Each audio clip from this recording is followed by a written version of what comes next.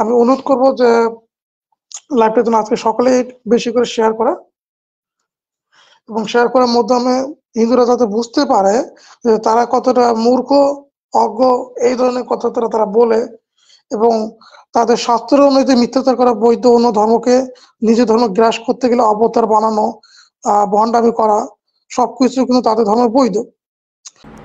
হরে কৃষ্ণ। তো আপনারা এতক্ষণ শুনলেন, এটি হচ্ছে আমাদের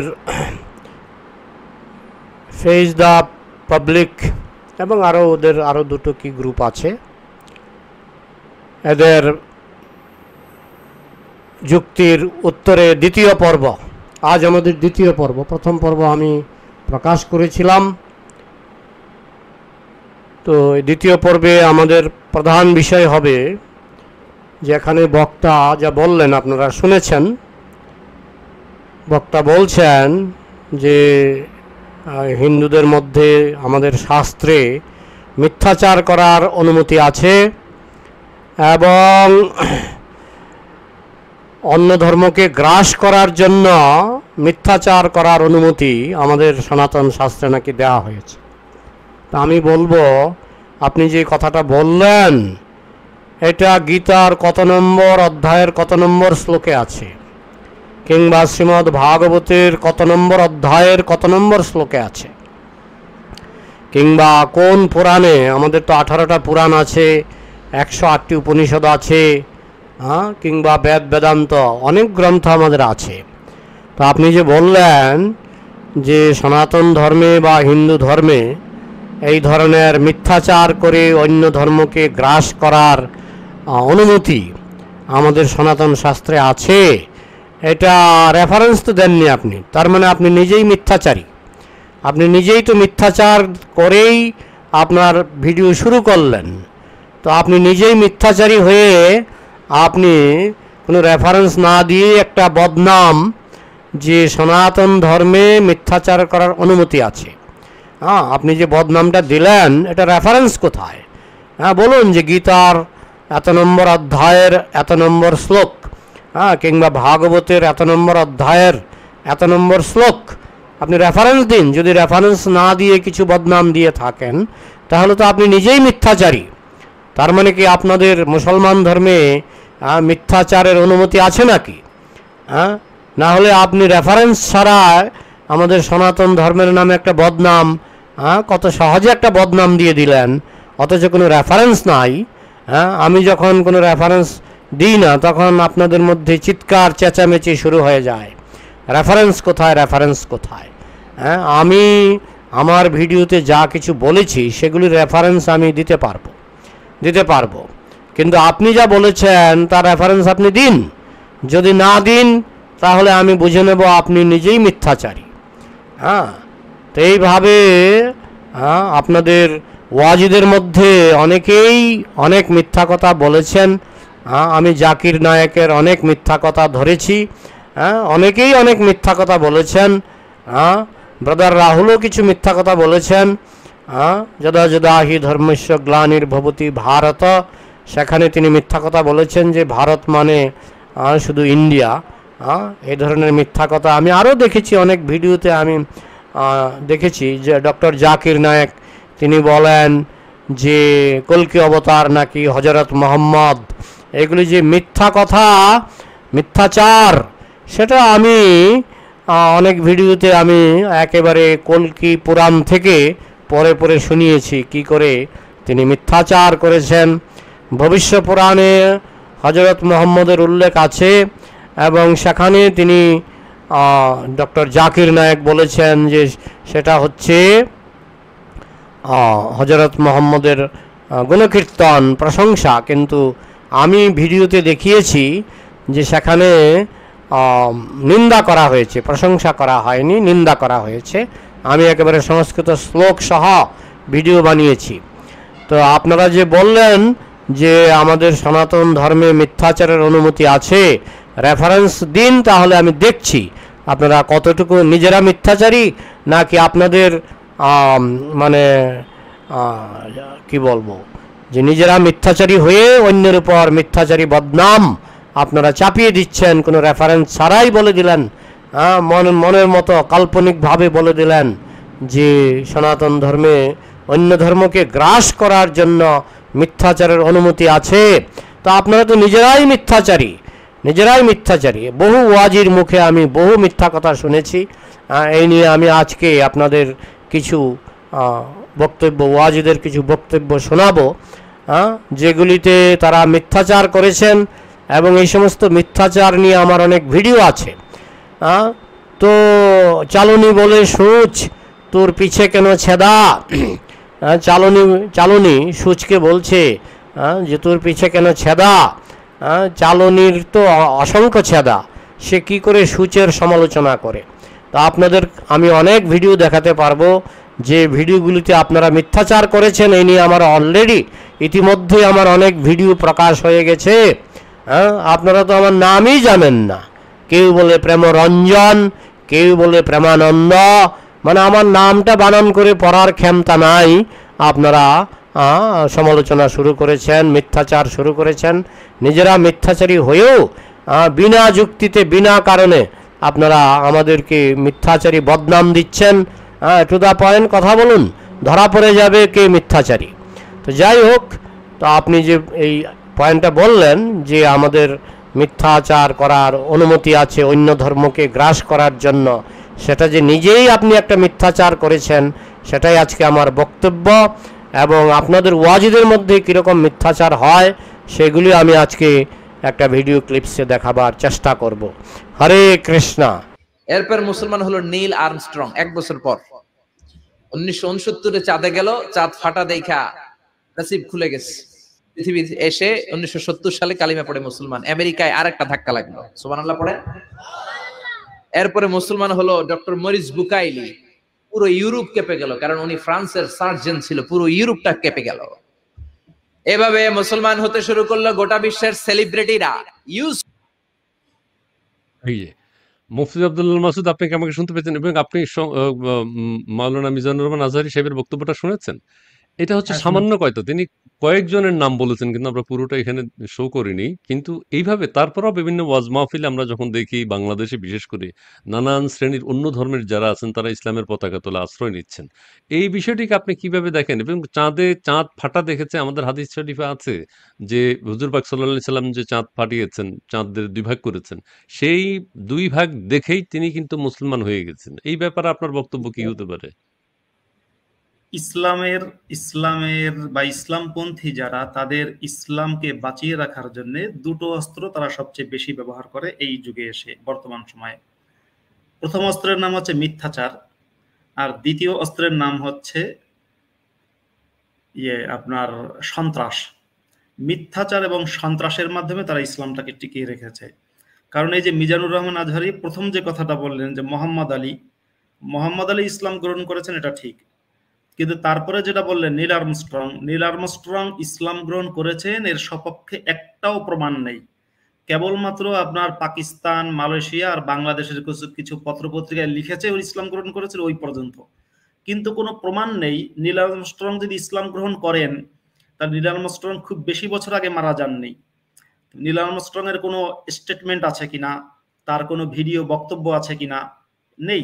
কিন্তু মোহাম্মদ আলী কিন্তু নীল আর্মস্ট্রং এর সমসাময়িক বা তার চেয়েও বয়সে হয়তো একটু কম বেশি, যাই হোক কাছাকাছি বয়সের। মোহাম্মদ আলীর কিন্তু বক্তব্য আছে, তিনি ইসলাম গ্রহণ করেছেন বা এটা নিয়ে টিভি সাক্ষাৎকার আছে। কিন্তু আমি বলছি এই যে সত্যের সাথে মিথ্যা মিশিয়ে ফেললো।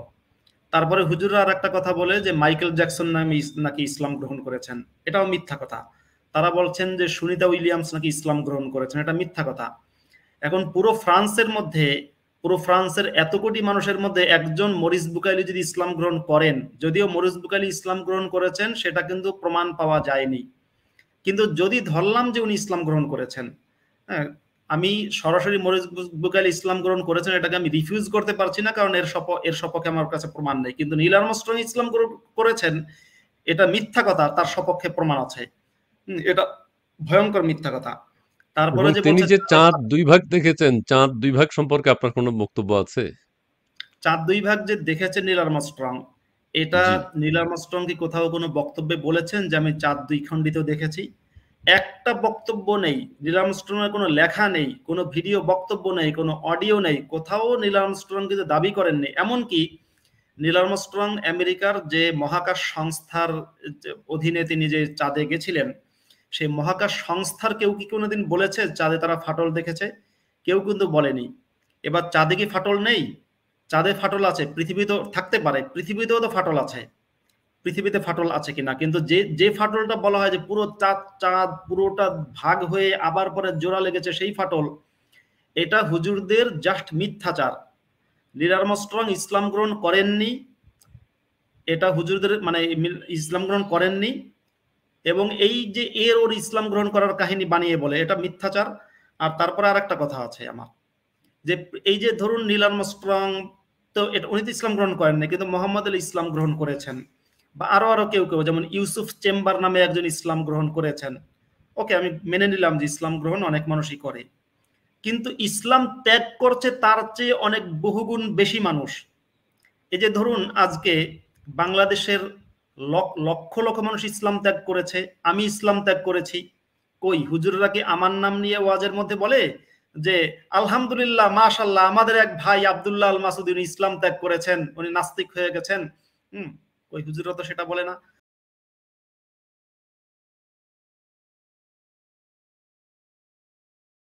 আমরা এনায়েতুল্লাহ আব্বাসীর একটা বক্তব্য যদি আপনাকে এখন শোনাই, এবং আমাদের তরুণ সমাজের মধ্যে ব্যাপক আলোচিত তিনি, আমরা সেটা কি এখন দেখতে চাইবো?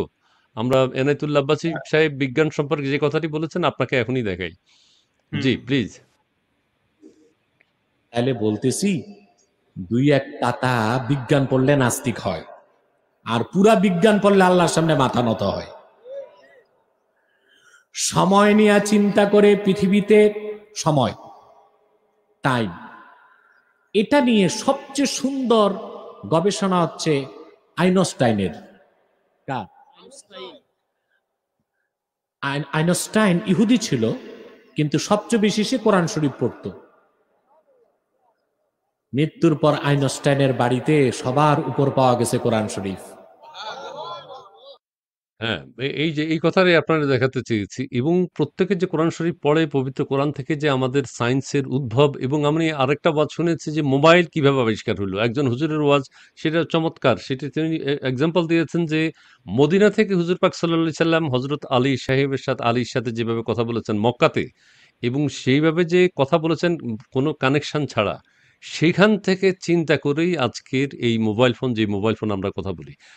তার আর এনায়েতুল্লাহ আব্বাসী সাহেবের কথা শুনেছেন যে আইনস্টাইনের বাসায় কোরআন শরীফ পাওয়া গেছে, এবং তিনি সবসময় নিয়মিত গোপনে কোরআন শরীফ পড়তেন।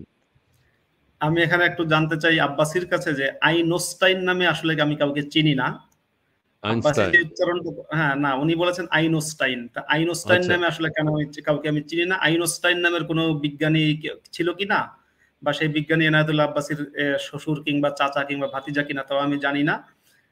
তো যাই হোক, উনি আইনস্টাইন বলেছেন, উচ্চারণটা ঠিক মতো করতে পারছেন না। আর আইনস্টাইনের বাড়িতে উনি যদি সেই আইনস্টাইন দিয়ে বিজ্ঞানী আলবার্ট আইনস্টাইনকে বুঝিয়ে থাকেন ধরলাম, তো আইনস্টাইনের বাড়িতে কোরআন পাওয়া গেছে, এটা কোথায় আছে?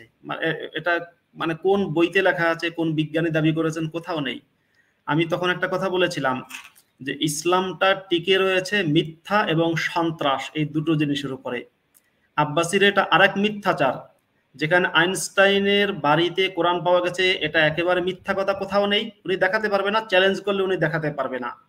আইনস্টাইন কোরআন পাঠ করতো, এটাও মিথ্যা কথা। আইনস্টাইন জীবনেও কোরআন পাঠ করেননি, কারণ আইনস্টাইন যদি কোরআন পাঠ করতেন এবং যদি কোরআনে বিশ্বাস রাখতেন, তাহলে আমরা হয়তো আলবার্ট আইনস্টাইন না দেখে সেটাকে হয়তো আরেকটা ওসামা বিন লাদেন পেতাম। ওসামা বিন লাদেন কোরআন পাঠ করতেন, কোরআনে বিশ্বাস করতেন, এবং কোরআন সবসময় তিনি ধারণ করতেন নিজের মধ্যে।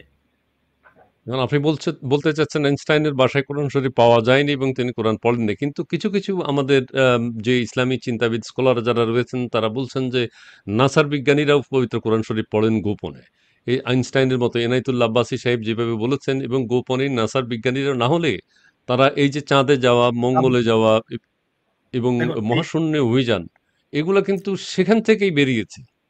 ইসমাইল ভাই, দাবি করা কিন্তু অনেক সহজ। যেমন আমি যদি এখন বলি যে ইনায়েতুল্লাহ আব্বাসী প্রতি রাতে ঘুমের আগে পর্নো হাব দেখে, এটা আমি দাবি করলাম, এখন আমি তো এই দাবি যদি করি, তাহলে এনায়েতুল্লাহ আব্বাসী এটা খণ্ডন করবে কিভাবে? আমি যদি এখন দাবি করি যে এনায়েতুল্লাহ আব্বাসী হচ্ছে আপনার কি বলে মূলত ইহুদি, তার বাপের নাম হচ্ছে শ্যালম আর মায়ের নাম হচ্ছে আপনার এই ধরেন নাভিনা, ওনার বাড়ি হচ্ছে ইসরায়েলে, উনি তেল আবিব বিশ্ববিদ্যালয়ে পড়াশোনা করেছেন, উনি ইহুদি, আইনস্টাইন কিভাবে এই আব্বাসী কিভাবে খণ্ডন করবেন?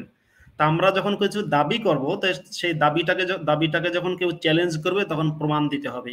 আমি আব্বাসীকে এখন চ্যালেঞ্জ করলাম যে আব্বাসী আপনি মিথ্যা বলেছেন। এখন আব্বাসীর দায়িত্ব হচ্ছে প্রমাণ করা যে এই আইনস্টাইনের বাড়িতে কোরআন ছিল এবং তিনি কোরআন পাঠ করতেন, এটা প্রমাণ করা। এবং এই হুজুরদের হুজুরদের দায়িত্ব হচ্ছে প্রমাণ করা যে নীল আর্মস্ট্রং ইসলাম গ্রহণ করেছেন, চাঁদে ফাটা গেছেন, সেটা প্রমাণ করা। হুজুরদের আরো একটা দাবি সম্পর্কে আমি বলি। আমি বহু বছর আগে, তখন আমি সাইদির কথা বিশ্বাস করেছিলাম, মাওলানা দেলোয়ার হোসেন সাইদির একটা ওয়াজ শুনেছিলাম। উনি ওয়াজের মধ্যে বললেন যে তখন আমি মাদ্রাসায় হিফজখানায় পড়ি বহু বছর আগে। উনি ওয়াজের মধ্যে বলছেন যে আমি হিউস্টনে গেলাম, যেখানে নাসার হেডকোয়ার্টার। হিউস্টনে নাসার হেডকোয়ার্টারে যখন ঢুকতে গেছি, তখন দেখি বিশাল একটা কাচের একটা ঘর, সেই ঘরের মধ্যে অনেক বড় সাইজের একটা কোরআনকে রাখা।